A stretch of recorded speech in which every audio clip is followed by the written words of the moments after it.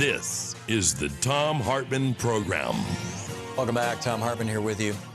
Back on June 30th, about 2 weeks ago, the New York Times published a piece by Kaya Laterman, Laterman, titled "Helping Those Who Hoard," H-O-A-R-D. And it's specific to New York, to apartment owners and managers.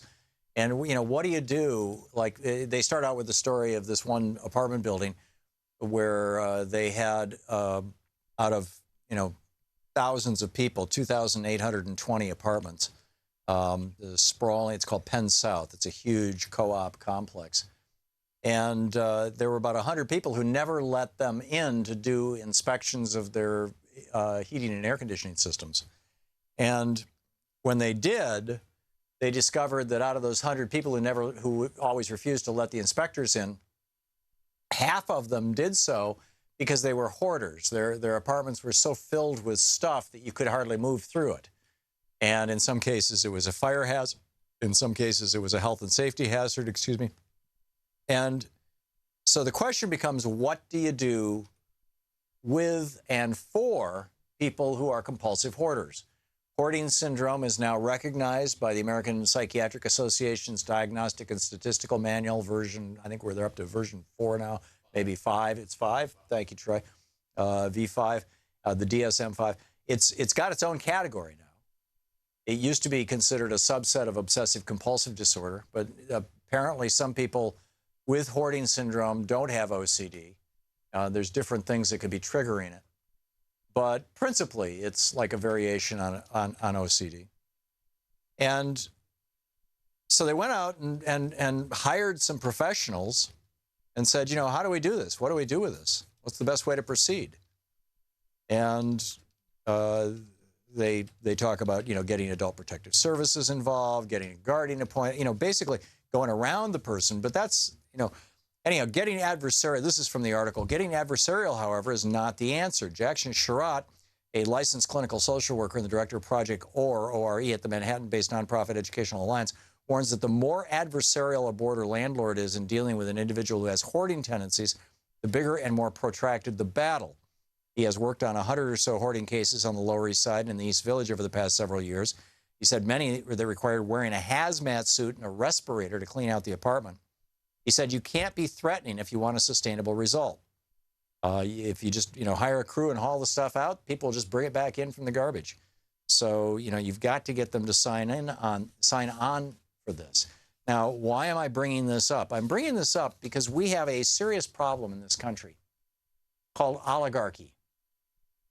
We've got a small group of a few thousand people who have hoarded so much money and have hoarded the power, the political power that comes with that amount of money, and they're investing that power into hoarding more money.